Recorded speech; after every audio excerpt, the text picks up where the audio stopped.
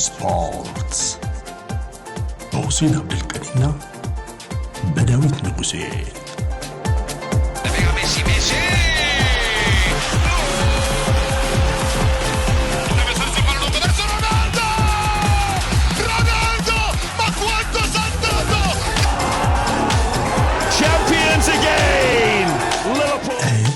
ስፖርትስ ሰላም እንዴት ናችሁ? ክቡራትና ክቡራን ኤችዲ ስፖርቶች መተናል። የቅዳሜ ማለዳ የብስራት ፕሮግራማችን ነው። በነገራችን ላይ 101.1 ጣቢያ ላይ ካላችሁ እንግዲህ ትሰሙናላችሁ። እንዲሁ ኤችዲ ስፖርት ዩቲዩብ ላይ ይሄ ፕሮግራም ከትናንት ምሽት ጀምሮ ከእኩለ ሌሊት ጀምሮ የሚቀመጥ ፕሮግራም ነው። በዩቲዩብም ልትከታተሉን ትችላላችሁ። እንደ ሁልጊዜውም አክብሮታችን ከፍ ያለ ነው። ስለምትሰጡን እድል፣ ስለምታደምጡን፣ ስለምትከታተሉን ከልብ እናመሰግናለን። አሁንም ፕሮግራማችንን በስፋት ተከታተሉ። በተለይ በዩቲዩብ ሌሎች ፕሮግራሞችንም አለፍ እያለን እናዘጋጃለን። እንድትከታተሉን ሰብስክራይብ እንድታደርጉ ነው በማክበር የምንጠይቀው። ፕሪሚየር ሊጉ እንግዲህ ነገ ይጠናቀቃል። 5 ክለቦች ለ3 የአውሮፓ ቦታ ይፋለማሉ። እንግዲህ በ3 ነጥብ ይለያያሉ ቲሞቹ። 10 የእንግሊዝ ቲሞች ደግሞ በአውሮፓ መድረክ ሊሳተፉ የሚችሉበት እድል ቀርቧል። በርካታ ክለቦች ናቸው። እንግዲህ የሊጉ ግማሹ ያህል ሁሉ አውሮፓ የሚገባበት እድል ቀርቧል ነው የሚባለው። ከነገ ጨዋታዎች ጋር በተያዘ ከፍጻሜው ጨዋታዎች ጋር በተያዘ የምናነሳው ነጥብ ይኖራል። እንግዲህ ዩናይትድ አውሮፓ ቲኬቱን አጥቷል። የሚያጣቸው ገንዘቦችም እንዲሁ በርከት ብለዋል። ምን ያጣል? ምንስ ነው የሚያሳጣው የሚለውን አጠር አድርገን በዛሬ ቆይታችን እናነሳለን። እንዲሁ አንድ የቴሌግራፍ ጸሐፊ ይቅርታ ቶትናሞች ዋንጫ ያላነሳው አርሰናል ከናንተ የተሻለ ሲዝንን አሳልፏል በሚል ደግሞ አጠር ያለ የከተበው ነገር አለ። እሱንም እናነሳለን። በእርግጥ አርሰናል እንግዲህ ዩሮፓ ሊግ ዋንጫን ካነሳው ቶትናም የተሻለ ሲዝን አሳልፏል ወይ? ሁለተኛ መሆኑ እንግዲህ እርግጥ ሆኗል። በእርግጥ ዋንጫ የለም። እንግዲህ ይሄ እንዴት ነው የሚታየው የሚለውን በዛሬ ቆይታችን እናነሳለን። አብራችሁ እንድትሆኑ እንደ ሁልጊዜውም በማክበር ነው የምንጠይቀው። ፕሮግራማችንን ተከታተሉ ነው እንግዲህ አስቀድሜ የምለው። በአካልዬ እንዴት ነህ ብያለሁ።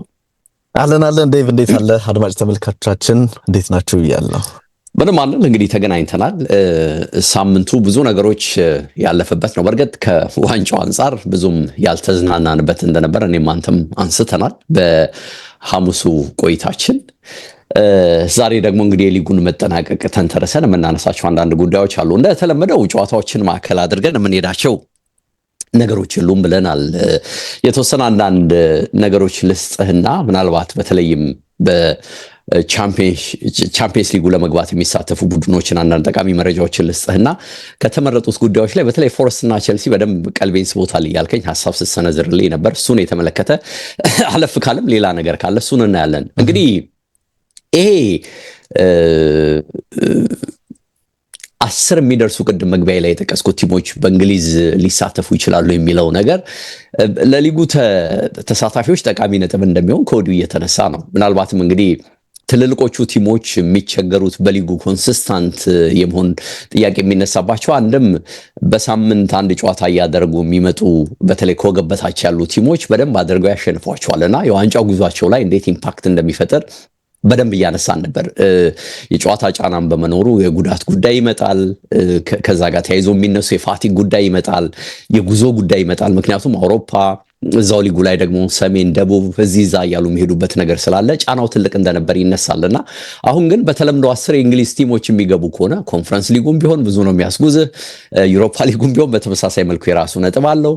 ቻምፒየንስ ሊጉም ቢሆን የራሱ ነገር አለው እና ምናልባት በተለምዶ የምናያቸው እነዚህ እነ ፉላም፣ እነ ብሬንትፎርድ፣ እነ ብራይተን እነዚህ ሁሉ እንግዲህ አውሮፓ ላይ ኢንጌጅድ ከሆኑ ለሊጉ ለእያንዳንዱ ቲሞች የሚሰጠው እድል ቀላል አይሆንም በሚል የሚያነሱት ነጥብ አለና የሚያስማማ ይመስለኛል። ለሁሉም ፈታኝ ሆኖ ሊጉ እንዲቀጥል ስኳድ ዴፕዝ ላይም በእንግሊዝ ውስጥ ያሉ 10ሩም ቲሞች በጥልቀት እንዲሰሩ የሚጋብዝ ነጥብ ነው። በዛው ልክ ደግሞ የዝውውር ገበያም ሊደራ እንደሚችል የስኳድ ፕሌየሮችን ለመያዝ ሩጫ እዚህም እዛም እንደሚኖር ከወዲሁ ብዙዎች እያነሱ ነውና ይገመታልና በእርግጥ ይሄ የፋይናል ጌሙ ሁሉም ትኩረት ያደረገበት የፋይናል ጌም የኛም ትኩረት እንደሆነ አንስተናልና ብዙዎች የሚሉት ነገር አለ። እንግዲህ እዚህ ፋይናል ጌም ላይ አንዳንዶች ምንም ትርጉም የሌለው ጨዋታ ነው የሚያደርጉትና ብዙ የተጫዋቾች ለውጦችን ልናይ እንችላለን። በርካታ ጎሎችም ሊቆጠሩ ይችላሉ ከመረጃዎች አንፃር የሚል ነገር አይቻለውና ያለፉት 5 ዓመታት ዳታን ጠቅሶ ዲ አትሌቲክስ ያነሳ ያየሁት አንድ መረጃ በፋይናል ጌም ላይ ባለፉት 5 ዓመታት 20% የጎል ጭማሪ ታይቷል ከቀሩት ጌሞች። ስለዚህ ያለ ሐሳብ ያለ ስጋት ነው ቡድኖች ጨዋታ የሚያደርጉትና ከዚህ መነሻ ይመስላል 20% ጎሎች ጨምረው ታይቷልና ስለዚህ በነገውም ጌም ላይ በርከት ያሉ ጎሎችን ልናይ እንችላለን። ምናልባት እንግዲህ ላይመለከት የሚችለው የተጠመዱትን አውሮፓ ቻምፒየንስ ሊግ ለመግባት የተጠመዱትን እነዚህን ቡድኖች ወይም ቀሪዎቹን 3 ቡድኖች ለመለየት የሚደረገው ጨዋታ ላይ ይሄ ላይ ታይ ይችል ይሆናል ጫና ስለሚኖረው በሚል መነሻና በዛ ላይ ምን ይኖራል እንጠብቃለን። በተረፈ ግን እንዳልነው እንግሊዞቹ ዘንድሮ አውሮፓ ላይ ባሳዩት ተሳትፎ ልክ እንደ ስፔን ሁሉ 5 ተሳታፊ ቡድን በማግኘታቸው እንግዲህ 3ቱ ቀሪ ቦታዎችን ለማግኘት ጥረቱ ይቀጥላል። ጠንካራ ጥረት ነው የሚደረገው። ይሄም ጥረት እንግዲህ የሚሆነው ደጋግመን ስንጠቅስ እንደነበረው በማን ነው ካለን በሲቲ፣ በኒውካስል፣ በቼልሲ፣ በአስቶን ቪላ እና በኖቲንግሃም ፎረስት መካከል ነው የሚሆነው። ስለዚህ እንግዲህ ቶፕ 5ፉ በዚህ ይጠቃለላል። በአጋጣሚ ሆኖ ደግሞ እንደገና 6ኛ ቲም አግኝተናል። ለምን ቶተናም ዩሮፓ ሊጉን ዋንጫ በማንሳቱ ደግሞ እንግዲህ 6ኛ ቲም ሆኖ ገብቷል። ወደ ዩሮፓ ሊግ ከሄደን ደግሞ 6ኛ ሆኖ የሚያጠናቅቀው ቡድን ዩሮፓ ሊግ ላይ ተሳትፎ ያደርጋል። ክሪስታል ፓላስ ደግሞ ኤፍኤ ካፑን በማንሳቱ እንግዲህ 7ኛው ቲም ሆኖ አውሮፓ የሚገባ ይሆናል። እንግዲህ 2 የዩሮፓ ሊግ ተሳታፊ ቡድን እንግሊዝ ይኖረዋል ማለት ነው። ሊግ ካፑ ኒውካስል ከወዲያው አሸናፊ ሆኗል እናውቃለን። ይሄ አውቶማቲክሊ ወደ ኮንፈረንስ ካፑ እንድትገባ ነው የሚያደርግህ። ኒውካስል ግን በተለምዶ ተጠምዶ ያለበትን ውድድር እያየ ነው። ቻምፒየንስ ሊግ የሚገባበት እድል ሰፊ ነው። ስለዚህ ለአንድ ታች ላለ ቡድን ከታች ከሱ ቀጥሎ ለሚመጣ ቡድን ደግሞ እድልም የሚሰጥበት ሁኔታ አለ። ቀጥሎ ስንል ታች ከ6ኛ በኋላ የሚመጣውን 7ኛ ቡድን እድል ይሰጣል ወደሚለው ነው የሚያስኬደውና ይሄም ሌላ ተጨማሪ ቡድንን እንደሚያመጣ እናያለንና ቸልሲ ደግሞ እዚህ ውስጥ ገብቷል። ኮንፈረንስ ሊጉን የማሸነፍ እድል አለው። ከሪያል ቤቲስ ወሳኝ ጨዋታ አለው አይደል? የፊታችን ረቡዕ እሱን የሚያሸንፍ ከሆነ ደግሞ ቸልሲም እንግዲህ ወደ ዩሮፓ ሊግ ስለሚሄድ ወደ ኮንፈረንስ ሊግ ወደ ዩሮፓ ሊግ የሚያሳልፈውን አንድ ቲኬት ስለሚቆርጥ እሱም ደግሞ አንድ ተጨማሪ እንግሊዝ ቡድን እድል ይሰጣልና እንዲህ እያለ እንግዲህ ወደ 10 ቲሞች እንደሚሳተፉ ነው አጠቃላይ መረጃዎች የወጡት።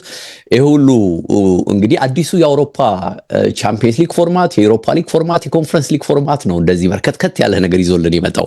በተለምዶ ቢሆን ታስታውስ ከሆነ የዩሮፓ ሊግ አሸንፎ ቻምፒየንስ ሊግ የሚገባ ቲም ከእንግሊዝ ከሆነ 4ኛ የሚወጣውን ቲም ነበር ወደ ኋላ የሚገፋው። ታስታውሳለህ አይደል? ወደ ዩሮፓ ሊግ ነበር ቻምፒየንስ ሊግ ላይ አይደል? ቻምፒየንስ ሊግ ሲያሸንፉ እንደዛ ያረጉ። ዩሮፓ ሊግ ስታሸንፍ ዩሮፓ ሊግ ማሸነፍ የግድ ቻምፒየንስ ሊግ ያስገባሃል።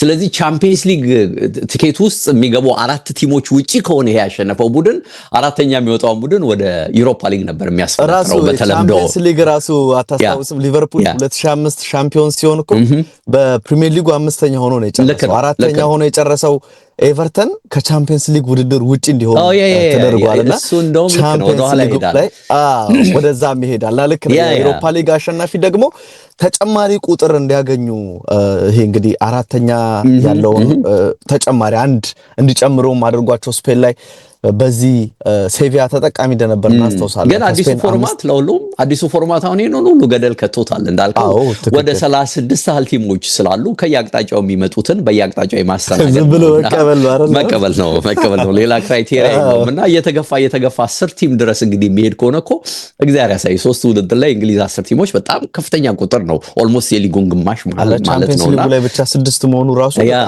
በጣም ከፍተኛ ቁጥር ነውና እንግዲህ የፎርማት ለውጡ ምን ያህል ጫና ይዞ እየመጣ እንዳለ የውድድር ቁጥር ጭማሪ ይዞ እየመጣ እንዳለ በዛው ልክ ፋቲግ ይዞ እንደመጣ ጉዳት ይዞ እንደመጣ በእርግጥ ደግሞ በዛው ልክ ደግሞ ገንዘብ ይዞ እንደመጣ እያየ ነው። ስለዚህ ቡድኖች በዚህ ረገድ በትልቁ ይዘጋጃሉ የሚለው ነገር ይታያል። ከዚህ ከቻምፒየንስ ሊግ ተሳታፊዎች አንጻር የቀረበውን አጭር ነገር ልስጥህና ምናልባት አተኩርበታለሁ ያልከው ጉዳይ ላይ እንድትሄድ አደርጋለሁ። እንግዲህ አንዱ ከሁሉም የተሻለ የማለፍ እድል አለው የተባለው ሲቲ ነው። ምክንያቱም 68 ነጥብ ነው የያዘው። ከአርሰናል ቀጥሎ የተቀመጠውም እሱ ነው። ከፉላም ጋር ከሜዳ ውጭ ወጥቶ ነው እንግዲህ ሲቲ ጨዋታ የሚያደርገው። ሲቲዎችን ማሸነፍ ያለ ችግር ነው ወደ ቻምፒየንስ ሊግ የሚያስገባቸው። በጣም አሪፉ መንገድ በእጃቸው ያለው መንገድ ማሸነፍ ነው። አቻም ከወጡ ከጎሎች አንጻር በቂ ጎል አላቸው እና ከጎሎች አንጻር ይሄም ሊያሳልፋቸው የሚችልበት እድል አለና ይሄ የሆነበት ዋናው ምክንያት ደግሞ ምንድነው? ስድስተኛ ላይ የተቀመጠው ቪላ የተሻለ ጎል የለውም።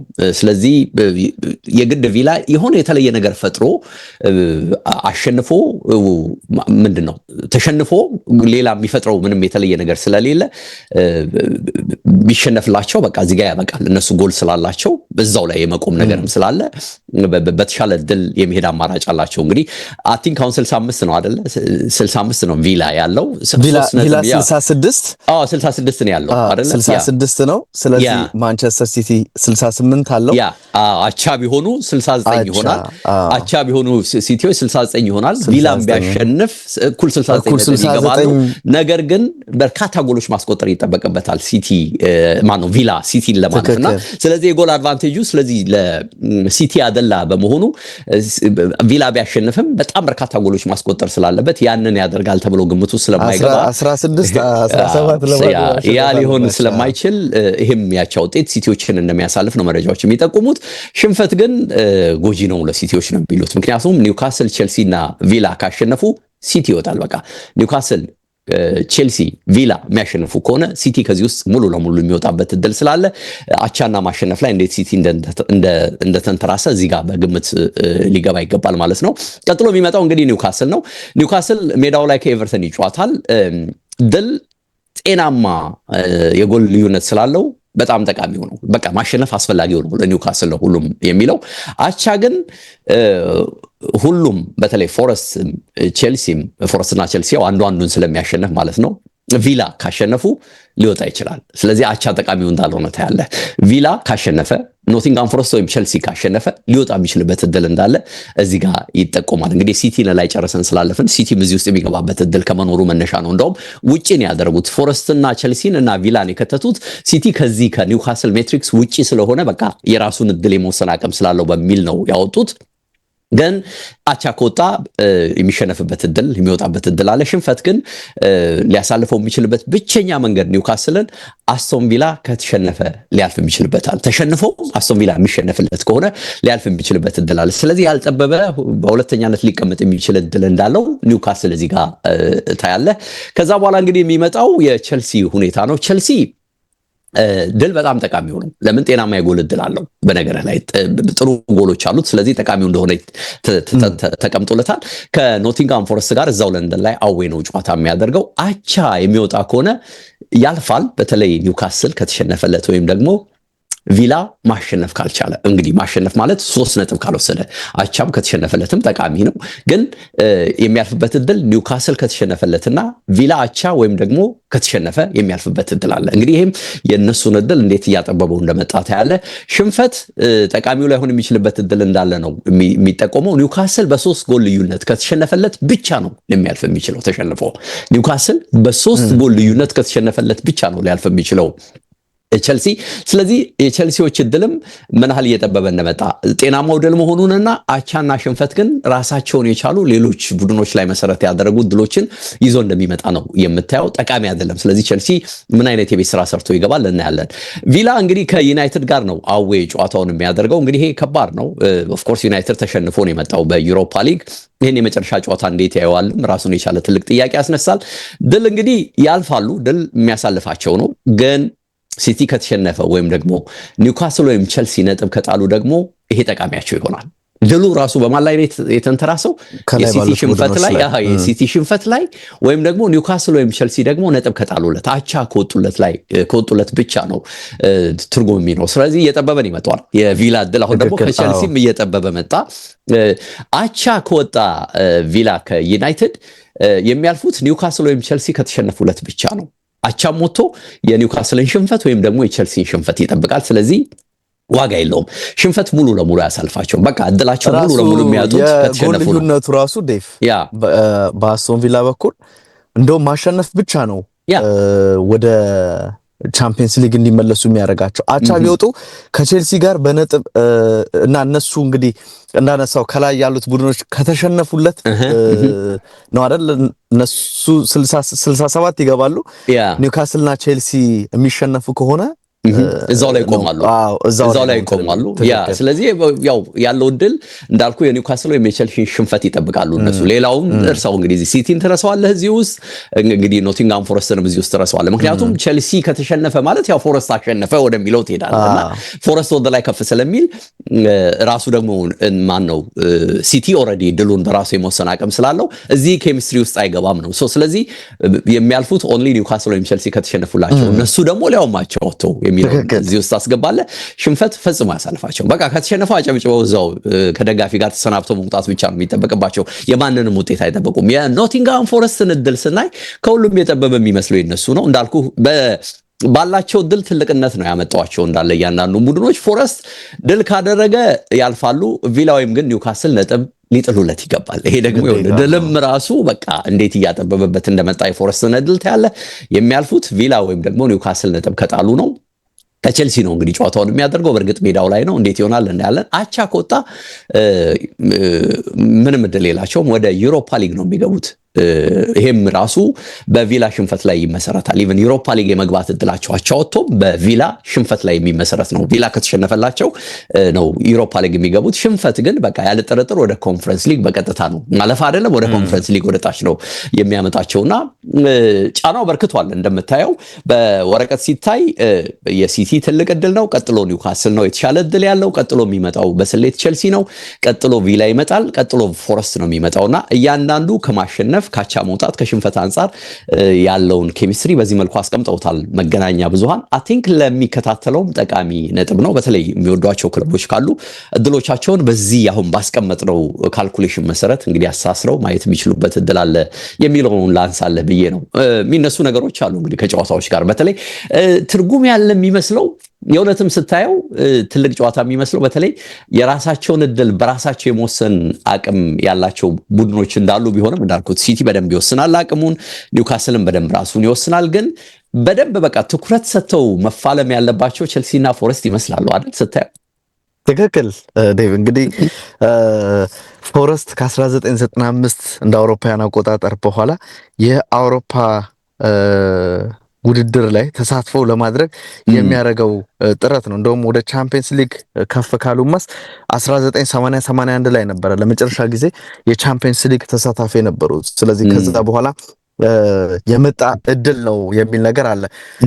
ፎረስትን እዚህ ሁሉ ጣጣ ውስጥ የከተታቸው ዴቭ ባለፉት 7 ጨዋታዎች ያስመዘገቡት ውጤት ነው። እንግዲህ የውድድር ዓመቱን ብዙውን ጊዜ በቶፕ 3 ወይም ቶፕ 3 ቡድኖች አንደኛው ሆኖ ነበረ የምናውቀው። ይሄ ቡድን ግን ባለፉት 7 ጨዋታዎች 2 ድል ብቻ ነው ያስመዘገቡ። በ5ቱ ነጥብ የጣለበት የተሸነፉባቸው ጨዋታዎች እንዳሉ የሚታወቅ ጉዳይ ነው። የፎረስት አሰልጣኝ ኑኖ ኤስፒሪቶ ሳንቶ በሰሩት ነገር ብቻ እንደውም አትሌቲክ ላይ የውድድር ዓመቱ ምርጥ አሰልጣኝ ብሎ የመረጧቸው ኑኖ ኤስፒሪቶ ሳንቶን ነው። ምክንያቱም ቡድኑ የተገመተበት አምና እንኳን እናስታውሳለን እኮ 32 ነጥቦችን ይዘው 17ኛ ደረጃ ላይ ሆኖ ነበር የውድድር ዓመቱን የጨረሰው። ዴቭ አሁን 66 ሆኗል። 100% የውጤት መሻሻል አለው ከአምናው አንጻር። አምናና ካቻምና ዴቭ ያው ዘፈን እንዳታረገው እንጂ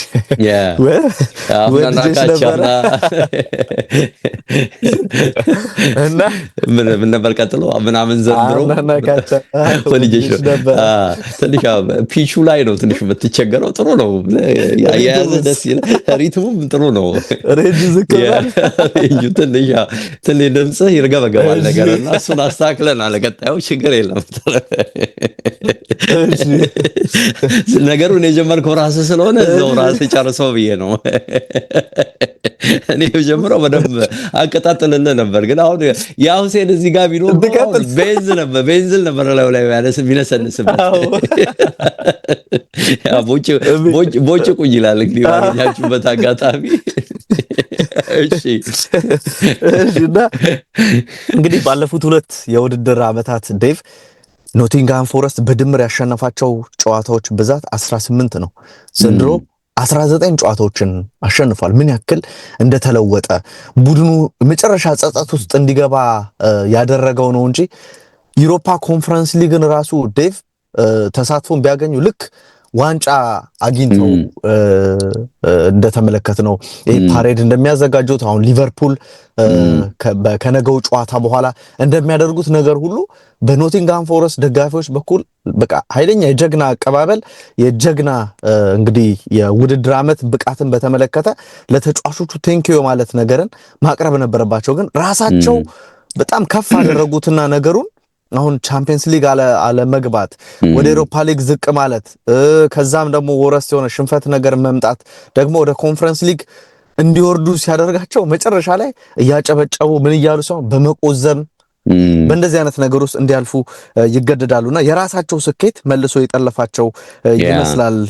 ዴቭ ስታን ኮሊሞሮ 22 ግቦችን አስቆጥሮ ነበር እንግዲህ ያኔ 1994-95 የውድድር ዓመት ከዛ በኋላ 20 የሊግ ግቦች ላይ የደረሰው ክሪስ ውድ ሆኗል። ይሄ እንግዲህ ግዙፍ ተጫዋች ብዙ ሲጫወት ስትመለከተው ፍጥነት ያለው ተጫዋች አይመስልም፣ የሚማርክ ተጫዋች አይደለም። ልክ ቶማስ ሙለር ላይ ብዙዎቻችን ጥያቄ እንደምናነሳው እንደዚህ አይነት ነው። ግን ተክለሰውነቱ በደንብ የሰጠ ነው። የግንባር ኳሶችን በደንብ ማስቆጠር የሚችል ተጫዋች ሆኖ የተመለከትነው ነው። ባለፉት 7 ጨዋታዎች ያለ ክሊን ሺት ነው ኖቲንግሃም ፎረስት የወጣው ዴቭ እና እንደዚህም ሆኖ የሚገርም የቡድኑ ግብ ጠባቂ ማት ሴልስ ከዳቪድ ራያ እኩል 13 ክሊን ሺት በውድድር ዓመቱ አስደናቂ ግብ ጠባቂ በጣም አስብ ባለፉት 7 ጨዋታዎች አንድ እንኳን ክሊን ሺት ቢጠብቁ ኑሮ ከዳቪድ ራያ ከፍ የሚልበት እድል ሊኖር ይችል ነበረ። እንግዲህ ይሄ የቼልሲ ጨዋታ ቼልሲ ግብ ማስቆጠር ስላለበት እዛ ደግሞ የአርሰናል ጨዋታ ምንም ትኩረት የሚሰጠው ነገር ስላልሆነ ራያ ግብ ሳይቆጠረበት የሚወጣ ከሆነ ራያ እንግዲህ ልክ አምና እንዳደረገው ሁሉ ዘንድሮም ትንሽ ብዙ ጨዋታዎች ላይ ግብ ያልተቆጠረበት የሚለውን ብዙ ክሊንሺት በመጠበቅ አዲስ ጎልደን ግሎቭም እንግዲህ አብሮ ይመጣል አይደል? ሲሆን መሰለኝ ይመጣል። ስለዚህ ያንን ማየት ይኖርብናል። ከዚህ በፊት ለመጨረሻ ጊዜ ወይም በመጨረሻ የሊጉ ጨዋታ ቼልሲዎች ከሜዳቸው ውጪ ባደረጓቸው 3 ጨዋታዎች ዴቭ 2ቱን ተሸንፈው አንዱን አቻ ተለያይቷል። ልክ ቅድም እንዳነሳው ቼልሲ ብዙ ጊዜ በውድድር ዓመቱ የመጨረሻ ቀን ላይ ጥቂት አጋጣሚዎች ላይ ነው የመወሰን ሁኔታ እናስታውሳለን። ያኔ የነ ፍራንክ ላምፓርድ የነ ዲዴ ድሮግባ ቡድን በአንቸሎቲ የተመራ 2010 ላይ የሊጉን ዋንጫ ሲያነሳ ዊጋን ላይ 8 ግቦችን አስቆጥሮ እንደነበር እናስታውሳለንና ያኔም ከዩናይትድ እኩል ነበረ። ያንን ጨዋታ ማሸነፉን ተከትሎ ነው ወይም 37ኛው ሳምንት ላይ በነጥብ እኩል እንደነበሩ እናስታውሳለን። በግብ ቼልሲ ይበልጥ ስለነበር እና ደግሞ የመጨረሻውን ጨዋታ አሸንፎ ቼልሲ ሻምፒዮን እንደነበር እናስታውሳለንና ቼልሲዎች ብዙ ጊዜ የመጨረሻ ጨዋታ ላይ የሚወስኑት ነገር ስለማይኖር የመዘናጋት ነገር እንዳለ የሚያሳይ ነው። ቅድም ስታነሳው ነበረ በኖርማል ከሚቆጠሩት በ20% ግቦች ይጨምራሉ የሚል ነገር አንስተሃል ዴቭ። ብዙዎቹ ጨዋታዎች ለምሳሌ ከ10 ጨዋታዎች 6 ወይ 5 ጨዋታዎች ምንም ምክንያት ሳይኖራቸው በቃ ይሄ ቡድኖች ዝም ብሎ መርሃ ግብር ማሟላት ስላለባቸው ብቻ የሚደረጉ ስለሆኑ በነፃነት ነው። የጎል ፌሽታ አለ፣ በጥብቅ መከላከል፣ ትኩረት ሰጥቶ 90 ደቂቃ መጫወት፣ እንደዚህ አይነት ነገሮችን ሁሉ ሰንፈው ልንመለከታቸው እንችላለን ቡድኖችና ያ ተጽዕኖ እንዳለው ትመለከታለህ። ቼልሲም ከዚህ አስቀድሞ እንደዚህ አይነት ነገሮች ገጥሟቸው እንደነበር ነው የተመለከትኩት። ከ1997 በኋላ ቼልሲን ለማሸነፍ ኖቲንግሃም ፎረስቶች የሚያደርጉት ጨዋታ ነው ተብሏል። ኦፕታ ዴቭ 61% ኖቲንግሃም ፎረስት 7ኛ ሆኖ የመጨረስ እድል አለው ብሏል። ኮንፈረንስ ሊግ ማለት ነው ቻምፒየንስ ሊግ ዩሮፓ ሊግ ልክ ነህ። ቻምፒየንስ ሊግ ቦታ ላይ ግን ለመድረስ ያላቸው እድል 15% ነው የሚል ነገርን አንስቷል። ቼልሲ አሁን ያለበት 5ኛ ላይ ሆኖ የመጨረስ እድሉ 35.8 ወይም 36% አካባቢ አድርሶታል። ከፍ ብሎ መጨረስ ደግሞ ያው አርሰናል ሁለተኛው ነው ሲጨርስ ሲቲ ላይ የመድረስ 3.2% ብቻ ነው የሚል ነገርን አንስቷል። አሰልጣኝ ኤንዞ ማሬስካ እዚህ ፉክክር ውስጥም እንዲቆዩ የሆኑት ዴቭ ባለፉት 5 ጨዋታዎች 4 ድሎችን አስመዝግበዋል። 4ቱ ድሎች ደግሞ እናስታውሳለን ሊቨርፑል ላይ የተመዘገቡ፣ ማንቸስተር ዩናይትድ ላይ የተመዘገቡ፣ ኤቨርተን ላይ የተመዘገቡ አይነት ጨዋታዎች ናቸው። አንዱ እንደውም በኒውካስል የተሸነፉት ጨዋታ ነውና ባለፉት ጨዋታዎች ጥሩ መሆናቸው ነው እንጂ እንደ ቅድሚያ ግምት ስጡ ቢባል ላያሸንፏቸው ይችላሉ። ስለዚህ ከቻምፒየንስ ሊግ ወጥተው የውድድር ዓመቱ ሊጠናቀቅ ይችላል የሚል ነገርን ልታነሳ ትችላለህ። ሌላኛው ራስ መታት ለአሰልጣኝ ኤንዞ ማሬስካ ይሆናል ተብሎ የሚጠበቀው ዴቭ በመጪው ረቡዕ ከሪያል ቤቲስ ጋር ጨዋታ ይኖራቸዋል። ስለዚህ 2 ቀን ብቻ ነው የሚኖራቸው። እሱም ሰኞና ማክሰኞ፣ ሮብ ጨዋታ ያደርጋሉ። ስለዚህ ተጠባባቂ ተጫዋቾችን በዚህኛው ጨዋታ በኖቲንግሃም ፎረስቱ ጨዋታ ሊጠቀሙ ይችላሉ ወይንስ ደግሞ ግን እኮ በቂ አሜን ላይክ አሁን አንድ ሳምንት በቂ ዝግጅት ጊዜ አለ። ይሄ አሁን ማለት ለዚህ ጨዋታ አንድ ሙሉ ሳምንት በቂ ዝግጅት ጊዜ አግኝተዋልና ከጉዞ አንጻር የሚለው ጫጫታ ካልሆነ በቀር ከተጫዋቾች አጠቃቀም አንጻር እኮ ላይክ እንግዲህ እንዴት ልበል 7 ቀን 10 ቀን 7 ቀን 13 ቀን ነው አይደለ ያለው እንግዲህ ካለፈው ጌም ጀምሮ ካለፈው ጌም እስካሁኑ እስከ ረቡዕ ጌም እስከሮቡ ይኖራል። ግን ምንድነው 13 ቀን ያ ኖቲንግሃም ፎረስትን ገጥመው እንግዲህ ዋና ቡድናቸውን ይዘው ነው ይገባሉ ተብሎ የሚጠበቀው ምንም ጥርጥር የለውም። ዩሮፕ ኮንፈረንስ ሊግን ዋንጫ ቢያጡ ይመርጣሉ።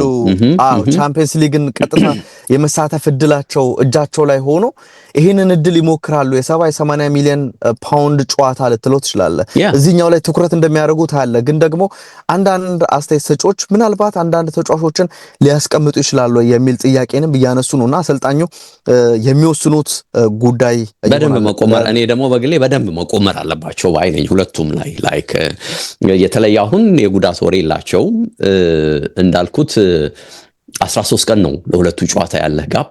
በተለምዶ በየ3 ቀኑ ልዩነት ነበረኩ እንግዲህ በአንድ ሳምንት 3 ጨዋታ ሁሉ የማድረግ ጊዜ አለ አይደለ? በሰባቱ ቀን 3 ጨዋታ የማድረግ ጊዜ የነበረበትን ሁኔታ ስታይ አሁን እንደንከን ሊቀርብ የሚችለው ጉዞው ነው። በዚህ በምንድነው በነገው ጨዋታ ላይ የጉዳት ጉዳይ ካልመጣ በቀር ረቡዕ ጨዋታ ላይ ተጫዋቾችን ለማሰለፍ እኔ ትልቅ እንከን አለው ብዬ አላስብም። ኦፍ ኮርስ ያው ታነሳለህ እንደ ጫና ምንም ምርጫ የለህም።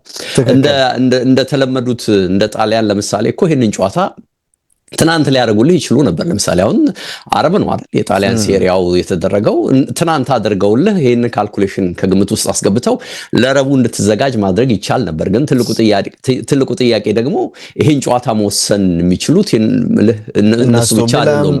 አስቶን ቪላም ሲቲም ምናምንም ኒውካስልም እዚህ ውስጥ መኖራቸው ሁሉንም ጨዋታ ወደዚህ ለመሳብ ትልቅ እንቅፋት ሆነ። አይ ቲንክ እሱ ነው ትልቁ ችግሩ። ቅዳሜ ማድረግ የሚችሉበት እድል የለምና እኚህ ነገሮች ስታይ ጫና አለ። እንግሊዞቹ በዚህ ረገድ ደካማ ናቸው። ጣሊያኖቹ ስፔኖቹ ለዚህ እንዴት እንደሚሰሩ በደንብ ኢቨን ፈረንሳዮቹና እንከን ሊሆን ይችላል። ግን ሁለቱም ላይ እኔ በደንብ መቆመር አለባቸው የሚል ግምት ነው ያለኝ። ያው በዛው አንተ ባልከው ነው ዴቭ።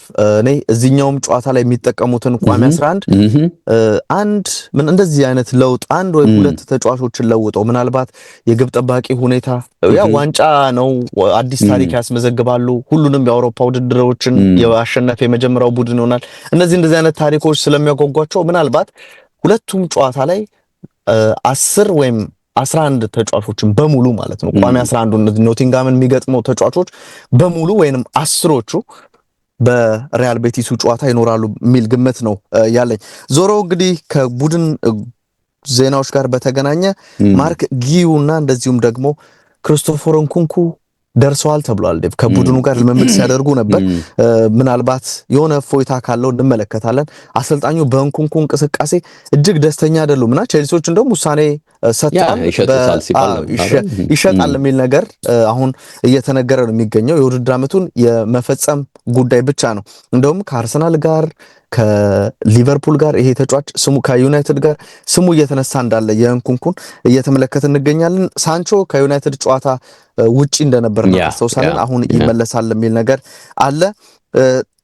ታዮ አዎኒ ይሄ ግዙፉ ተጫዋች በኖቲንግሃም ፎረስት በኩል ኦፕሬሽን ያደረገው ያው ለዚህ ጨዋታ እንደሌለ ታውቋል። ግን ወክ ማድረግ ጀምሯል ብሏል አሰልጣኙ። ሙሪዮ የቡድኑ እጅግ አስደናቂ ተከላካይ ነው። ዴቭ ዘንድሮ ከገረሙኝ የተከላካይ መስመር ተጫዋቾች አንደኛው ነው። ትልቅ ክለብ ምናልባት የሚገባበት እድል አለ ብዬ ነው ማስበው በዚህ በክረምት የዝውውር መስኮት።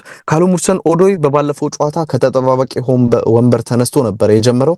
አሁን ወደ ቋሚ አስተላለፉ ይመጣል የሚል ነገርን ተመልክቻለሁ። መቶኛ ግንኙነታቸው ይሆናል ተብሎ ነው የሚጠበቀው። እዚሁ ላይ ግን እንዳነሳው እነ ኒውካስል ከኤቨርተን የሚያደርጉት ጨዋታ የ3 ሚሊዮን የደረጃ ጉዳይ ካልሆነ በስተቀር ለኤቨርተን ምንም የሚፈይደው ነገር አይኖርም።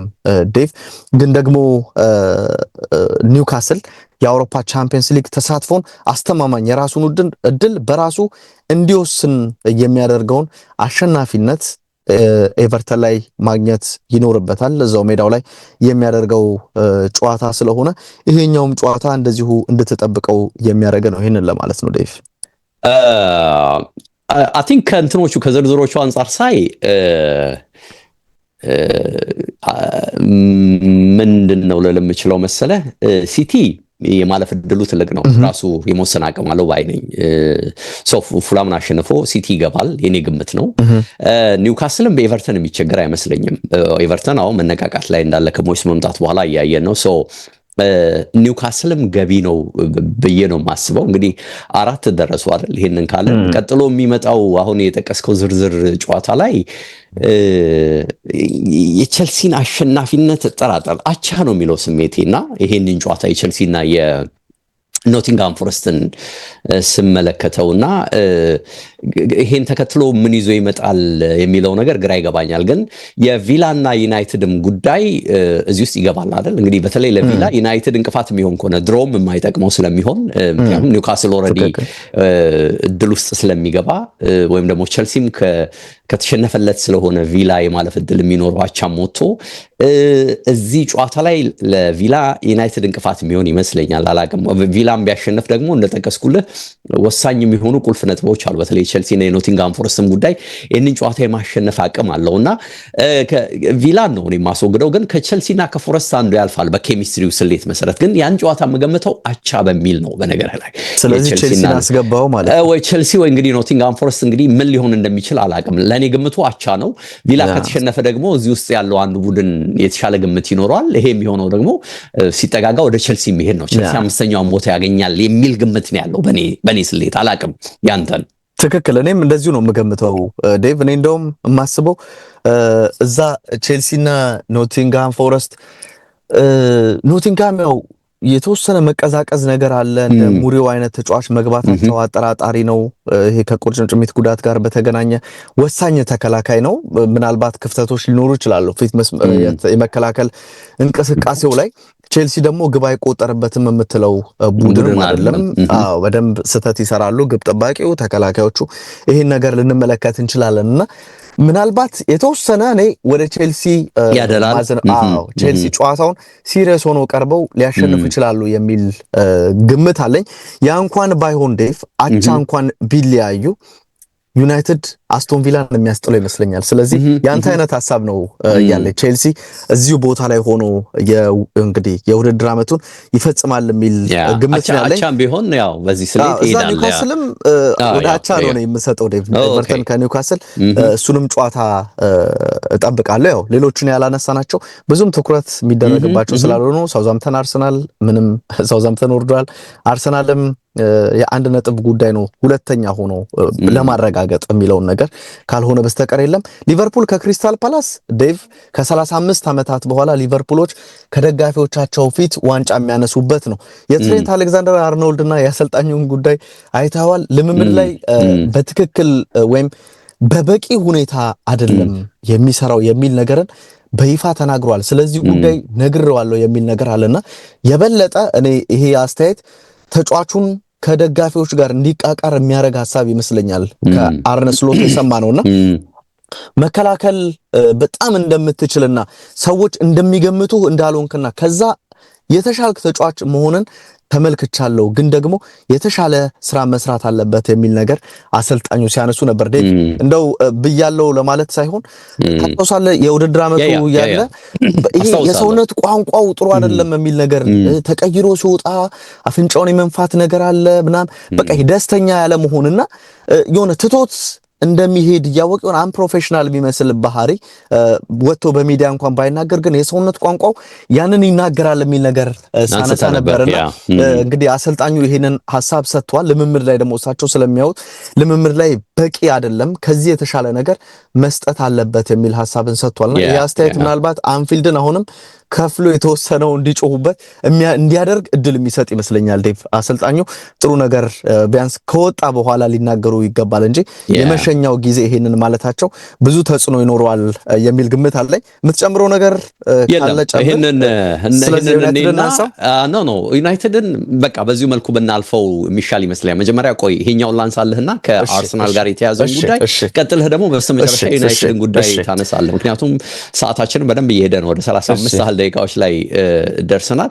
ይሄ ከአርሰናል ጋር የተያዘው ያነሳው ይቅርታ የቶትናሞች ዋንጫ ማንሳት አርሰናልን ከናንተ የተሻለ ሊያደርገው ይችል እንደሆነ እንጂ አያሳንሰውም በሚል ቶም ጊብስ የጻፈውን ነበር አነሳለሁ ስለ የነበረው ቴሌግራፍ ላይ ነው የወጣው። በነገራችን ላይ ይሄ መረጃ ምናልባት ቴሌግራፍን ሰብስክራይብ ያደረጉ አካላት ካሉ በደንብ ሊያዩት ይችላሉና የአንድ ምሽት የዋንጫ ስኬት ፈጽሞ የ10 ወራቱን የአርቴታና አርሰናልን የከፋ የሚመስለውን ጉዞ ሊገዳደር አይገባም ነው የሚለው። የከፋ ብሎታል። የከፋ የሚልበት ምክንያቱ ያው ግልጽ ይመስለኛል። በስተመጨረሻው በዋንጫ የታጀበ አይደለም። አወጣጡና አጨራረሱ አስቀያሚ ነበር። ይህንን ለመግለጽ የተጠቀመበት ቃል ይመስለኛል።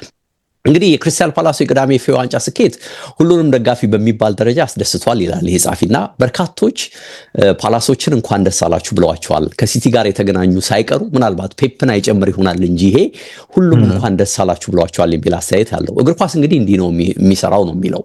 በስሜት የተሞሉ የአንድ ቡድን ደጋፊዎችን በርካቶች ይመጡና እንኳን ደስ አላችሁ በማለት ስሜታቸውን ይጋሯቸዋል ነው የሚለውና ልጆቻቸውን በደረቶቻቸው ላይ አቅፈው በደስታ ከሚያነቡትም ጋር የቲቪ ተመልካቹም ሳይቀር አብሯቸው ያነባል። በእርግጥ ይህን ስል ዳኛው እዛ ጨዋታ ላይ ክሪስታል ፓላሱ ጨዋታ ላይ የሰራውን ስህተት እንኳን መልሶ የማሰብ አቅም እንዳይኖራቸው እንዴት እንዳደረገ ልትታዘቡ ይገባል ይላል። ታስታውሳለህ አይደለ? ግብ ጠባቂው ወጥቶ ነው ከክልሉ ወጥቶ ነው እጁ ያን ኳስ የነካውና እሱም በቃ የሚወጣበት ምንድነው ክሪስታል ፓላስን በ10 ተጫዋች ያን ጨዋታ የሚጨርስበት ሂደት ነበርና አንዳንድ ጊዜ እግር ኳስ እንዲህ ነው። ያንንም እንኳን ስሜት የዳኝነት የተዛባ ውሳኔ ሁሉ ያስረሳል። ስለዚህ ከሚያለቅሱት ጋርም አብረህ ታለቅሳለህ የሚልን ሐሳብ ያነሳልና ኢንትረስቲንግ ነው። በርግጥ ስፐርስ ላይም ይሄ ነው የሆነው ነው የሚለው። የዩሮፓ ሊግ ዋንጫን አሸንፈው መጥተዋል ወደ እንግሊዝ። በዚህ እንግዲህ የፖስቶኮግሉ ቡድን የሁለተኛ ዓመት ዋንጫ የማንሳት ታሪክን በደንብ አሳክቶ አይተናል ነው የሚለው። አስደናቂ ምሽት ነበር ለእነርሱ። ነገር ግን እንደ ክሪስታል ፓላስ የበዛ እንኳን ደስ አላችሁ መልእክት አልደረሳቸውም ነው የሚለው። የከፋው ቡድናቸው በዚህ መልኩ በመጨረሻው ዋንጫ በማንሳቱ ሳይደነቁ የቀሩ በርካቶች እንደማይኖሩም ገምታለሁ ነው የሚለው። ስለዚህ እኛም ቁጭ ብለን በስፐርሶች ደስታ ብቻ ፈገግ በማለት ጊዜ አናጠፋም ነው የሚለው ጻፊው። አዎ ማሸነፍ ጥሩ ነገር ነው። ነገር ግን ከታሪካዊ ተቀናቃኛቸው አርሰናል አንጻር ነገሮችን ደግሞ ማየት አለብን። የተወሰኑ የቶትናም ደጋፊዎች ይህንን ዋንጫ ማንሳታቸው ከአርሰናል የተሻለ ሲዝን ስለማሳለፋቸው ማሳያ ስለመሆኑ በስፋት እየገለጹ ነው ይላል። ይሄ እውነት ነው ወይ? እስቲ እንየው ይላል እንግዲህ ቶም ጊብሰን እና የራሱን መስፈርቶች ነው የሚያስቀምጠውና ጋዜጠኛው ከሚያነሳቸው ጉዳዮች አንፃር ነጥብ ይሰጣቸዋል። ለዚህ ለቶትናም ይሄን ያህል ነጥብ፣ ለዚህ ለአርሰናል ይሄን ነጥብ ይላል ለሚያስቀምጠው ነጥብና በቅድሚያ ያነሳው አመቱን ከዋንጫ አንፃር እንገምግመው ይላልና ከ2008 በኋላ ለመጀመሪያ ጊዜ ዋንጫ በማንሳት በአውሮፓ ደግሞ ከ41 ዓመታት በኋላ የተገኘ ዋንጫ ነው የቶትናሞቹ የዩሮፓ ሊግ ዋንጫ ይላልና የቶትናም ዋንጫ ለዚህ ዋንጫ ቶትናም ለዚህ ዋንጫ ከአዘርባይጃን አንስቶ የአርክቲክ ሰርክልን ለጨዋታ ተጉዟል፣ ብዙ ቦታን አካሏል ይላል። የሊጉ ደካማ ብቃታቸው በሩብ ፍጻሜ ፍራንክፈርትን እንዴት ሊያሳልፋቸው ይችላል ጥያቄ ነበር ይላል። ቦዶ ግሊምስን እንዴት ይሻገሩታል? ይህም ጥያቄ ነበር ይላል። አሁን ሁሉም ግን አልፏል። ከ2008 የሁዋን ዴ ራሞስ ካራባኦ ዋንጫ በኋላ ደግሞ የተሻለ ዋንጫን አንስተዋል ነው የሚለው። አርሰናልን ስናየው በዚህ ረገድ የዛሬ 5 ዓመት ኤፍ ኤ ዋንጫን ከማንሳት በቀር ዓመታት ሄደዋል ለነሱ ነው የሚለው። በእርግጥ ክለቡ የተሻለ ለማግኘት ይጥራል፣ አልተሳካለትም። ደጋፊዎችም ይህንን የስኬት ጣሪያ ማየት አልቻሉም ነው የሚለው። ሁሉም ዋንጫ እኩል አይደለም፣ ነገር ግን ማሰብ ያለብን ሁሉም ዋንጫዎች ደግሞ የጥራት ማሳያ አይሆኑም ነው የሚለው። 2020 ላይ ኤፍ ኤ ካፑን ሲያነሱ ፔፔ ነበረ፣ ዴቪድ ሉዊስ ነበር፣ አንሲ ሜትላንድ ኔልስ ነበረ። ታዲያ የዛሬው አርሰናል ከ2020 አርሰናል የተሻለ ስለመሆኑ የሚከራከር ይኖራል ወይ? በጥራት አንፃር፣ በተጫዋቾች ኳሊቲ አንፃር ያሁኑ ይሻላል ለኔ ይላልና ስለዚህ ጋዜጠኛው በዚህ ማሳያ ንጽጽሩን በነጥብ ሲያስቀምጠው ለሁሉም ግን በዚህ ሁለቱ ንጽጽር አንድ አሸናፊ ነው የሚኖረው። ለዚህ ደግሞ ቶተናም ዩሮፓ ሊግን ስላሸነፈ 2 ነጥብ እሰጠዋለሁ ይላል። ለአርሰናል ደግሞ 0 ነጥብ ነው የምሰጠው ይላል። እንግዲህ እዚህ ጋር እንደምታየው የሰማኸኝ ከሆነ በአካል 2-0 አርሰናል ማን ነው ቶተናም በትልቁ የዩሮፓ ሊግ ዋንጫ መነሻ መምራት ጀመረ ማለት ነው። ከፍ ያለ ነገርን ሃይ የሚሉትን ይሄ እንግዲህ ሎውስ እና ሃይ ሲሉ ያስቀምጣሉና ከፍ ያሉ ነገሮችን በአመቱ በመፈጸም ረገድ በሚል እንደገና ሊያነጻጽራቸው ይሞክራል። አርሰናሎች ከዘንድሮ የውድድር ዓመት ጅማሮ በፊት በሊቨርፑል፣ ዩናይትድ፣ ቼልሲ እንደማይሸነፉ ስፐርስን በደርሶ መልስ እንደሚያሸንፉ ሲቲን በሜዳቸው ነጥብ እንደሚያስጥሉ በራሳቸው ሜዳ ደግሞ 5-1 እንደሚያሸንፉ ቢነገራቸው ቀድሞ አመቱ ከመጀመሩ በፊት ያለ ጥርጥር ሐሰተኛ የፕሪሚየር ሊግ ዋንጫን አዘው አመቱ በሜዳ ያሳዩ ነበር ነው የሚለው። ምክንያቱም ይሄ በጣም ትልቅ ድል ነው ከትልልቆቹ አንፃር። በእርግጥ እኚህን ትልልቅ ውጤቶች አስመዝግበው ዋንጫ ለማንሳታቸውን ደግሞ እንጠይቃለን። በጣም ትልቅ ዱብዳ ነው ይሄ ይላል። ነገር ግን ውጤቶቹ ደግሞ አስደናቂ መሆናቸውን አልዘነጋም አልክድም። አውሮፓ በምድቡ ሁለተኛ ሆኖ ነው ያጠናቀቁት። ሪያል ማድሪድን በደርሶ መልስ ያሸነፉበትን ያን የዴክላን ራይስ ቅጣት ምትን መዘንጋት ፈጽሞ አልፈልግም ነው የሚለውና የ7-1 የፒኤስቪ ድልና የወጣቶቹ ኗኔሪና ሉዊስ ኬሊ መምጣትም ደግሞ የመሻሻላቸው ማሳያ ነው። አስደናቂ ነገር ነው ይላልና ስፐርስን ሳይ ግን የ17 ዓመት የዋንጫ ጥማቸው መርካቶ አንድ ነገር ቢሆንም ቻምፒየንስ ሊግ መግባታቸውም አስደናቂ ቢሆንም ይሄ አንዳንድ ተጫዋቾችን ለመሳብ እንደሚረዳቸው ባምንም ኖቬምበር ላይ ሲቲን 4-0 ያሸነፉበትን ውጤት አልዘነጋውም። ቪላን 4-1 ያሸነፉበትንም እንዲሁ አልዘነጋውም። ይህ አስደናቂ ነው። በመሃል እንግዲህ የወጥነት ችግር ይታይባቸው ነበር። አሁን በስተመጨረሻ ደግሞ በሊጉ ዝቅተኛ ደረጃ ላይ ደርሷል። ለዚህ የሁለቱ ንጽጽር 4 ነጥብ ለሁለቱም ሰጣለሁ ይላል። እንግዲህ ለቶተናም 4 ለአርሰናል 4። ስለዚህ ሲቲ ማነው ስፐርስ 6-4 ይመራል ማለት ነው። ቅድም ባስቀመጥነው ነጥብ ዝቅታቸውን ሳይ በታክቲክ ችክታቸው ፖስቶኮግሉ በርካታ ሽንፈት አስተናግደዋል ይላል። 6-3 በሊቨርፑል፣ 4-3 በቼልሲ፣ 3-2 በብሬንትፎርድ እና ኤቨርተን፣ 4-2 በወልቭስ እንዲሁም 2-0 በፉላም የደረሰባቸው ሽንፈት ደጋፊን ያበሳጩ ብቻ አይደሉም። ደጋፊ እንደውም ይልቀቁ አይልቀቁ በሚል የእርስ በርስ ግጭት ውስጥ ሁሉ ገብቶ ነበረ።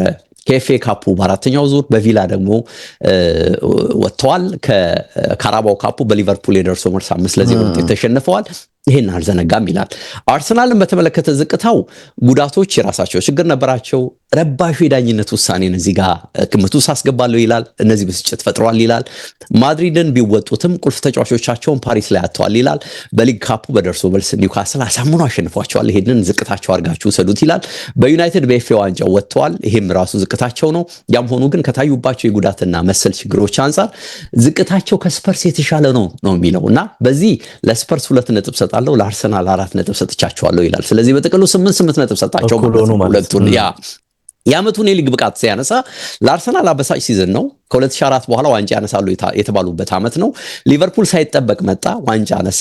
ከዌስትሃም የፌብሩዋሪ 1-0 ሽንፈት በኋላ ግን አርሰናል የቁልቁለት መንገድ ነው የተያዘው። ከ10 ጨዋታ 3 ድልና 6 አቻ 1 ሽንፈት ነው ያስተናገዱት ነው የሚለውና ስፐርስ በዚህ የባሰ ነው። 21 ሽንፈት እስካሁን ገጥሟቸዋል። ከዚህ በፊት ዝቅታቸው የሊግ ነጥባቸው ነበር ነው የሚለው 41 ነጥብ ነበረ።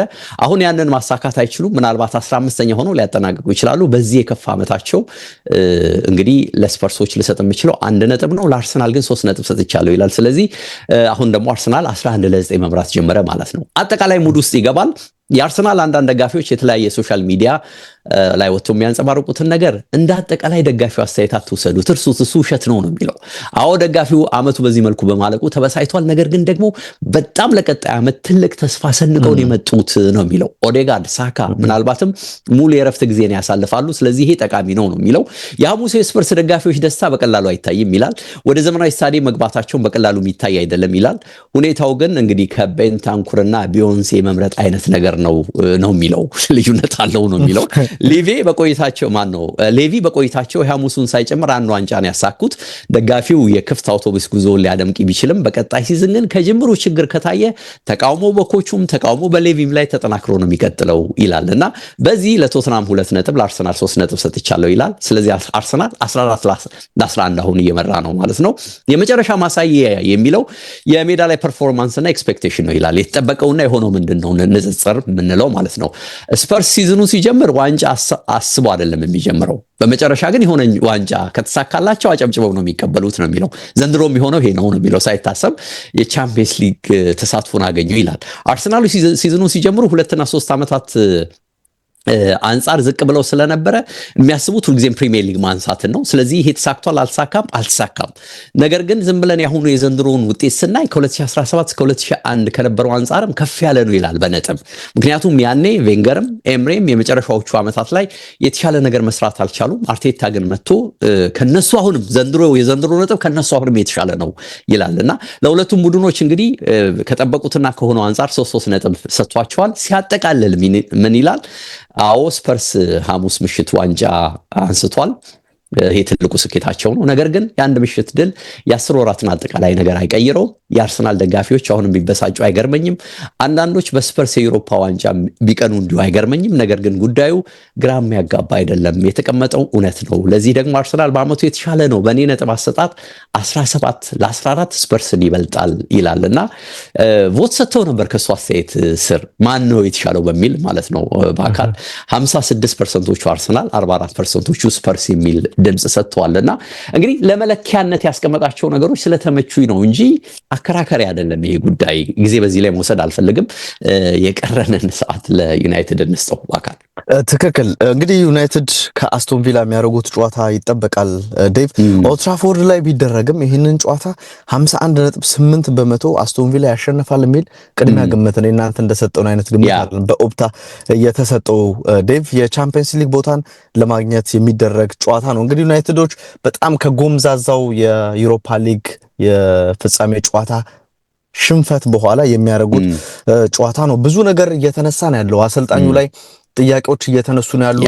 ይሄ የ3-4-3 ሲስተማቸው ለምንድን ነው የዚህን ያክል በጣም በቃ ኦቨር ኮንፊደንት ሆኖ እዚህ ነገር ላይ ስቲክ ያደረጉት የሚል ጥያቄዎች ሁሉ በቡድኑ ተጫዋቾች መነሳት ጀምረዋል የሚል ነገርን ስናነሳ ነበር። ዴቭ በጠቅላላው ግን ዴቭ ከዩናይትድ ከፐርፎርማንስ ከሜዳም ውጪ የሚያጣው ነገር የአውሮፓ ቻምፒየንስ ሊግ ተሳትፎ ባለማግኘት ወይም በዩሮፓ ሊግ ፍጻሜ በመሸነፉ እስከ 80 ሚሊዮን ፓውንድ ያጣል የሚል ነገርን ተመልክቻለሁ። ከ2014-15 የውድድር ዓመት በኋላ ዩናይትድ ከአውሮፓ ውድድር ውጪ ሲሆን ለመጀመሪያ ጊዜ ነው።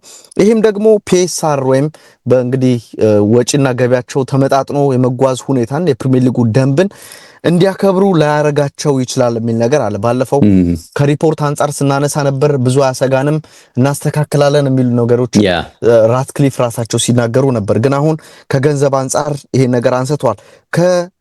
ዩሮፓ ሊግ እስካሁን ባደረጓቸው እንቅስቃሴዎች ዴቭ ሁለተኛው ነው ቢጨርሱም 30 ሚሊዮን ፓውንድ አግኝቷል ይላል። ያ ገንዘብ በቀጣይ የውድድር ዓመት አይኖርም ምንም ተሳትፎ ስለሌላቸው። ከአዲዳስ ጋር ደግሞ ያደረጉት የማሊያ ስፖንሰር አለ።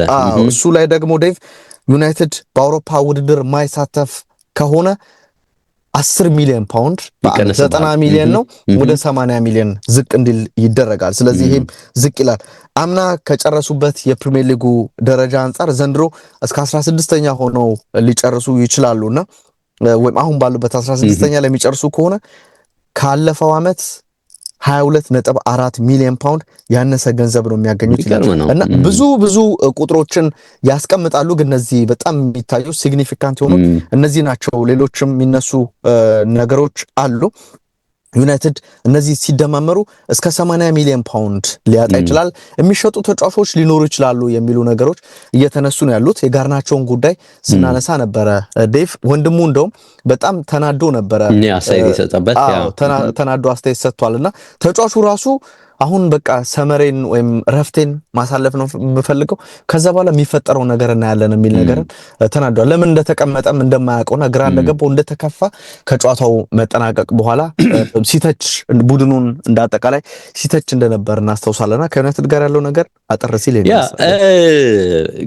እንትን ነው አይደል? አሁን ምንድነው ወዲያውም ከዩሮፓ ሊግ እንደወጡ ምን ከፍላችሁ ደሞዝ የለም በሚል 200 ሰራተኛም ስለመቀነሳቸው መረጃ ወጥቷል። የተወሰኑት እጣቸው አልተወሰነም የሚል ነገር አለ።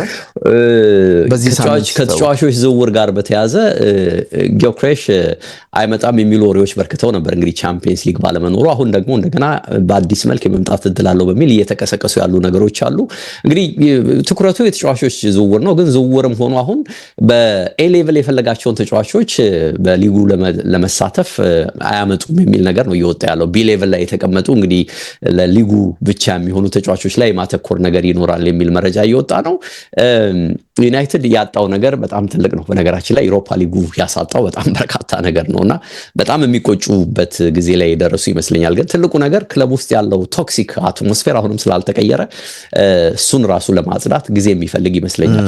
በተወሰነ መልኩ ይሄ አርቴታ አርሰናል ላይ መጥቶ ከነ ኦባ ጋር የወሰደውን አይነት የሆነ ጭካኔ ያለው እርምጃ እኚህም አሰልጣኝ መውሰድ የሚገባቸው ይመስለኛል። በቃ አላስፈላጊ የሚመስሉ ዝም ብለው ቡድን ውስጥ ብቻ ተዘፍዝፈው ደሞዝን የሚቀለቡ ተጫዋቾች አሉና እነሱን ማስወገድ ያለባቸው ይመስለኛልና ራሽፎርድ ላይ የወሰዱትን አይነት እርምጃ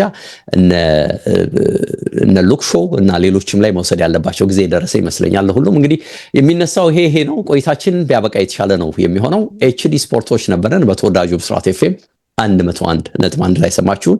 እንዲሁ ዩቲዩብ ላይ ቆይታ አድርገናል። ለነበረን ጊዜ ከልብ እናመሰግናለን። መልካም ጊዜ ብያለሁ። በአካል መልካም ጊዜ አድማጭ ተመልካቾች። ባባይ።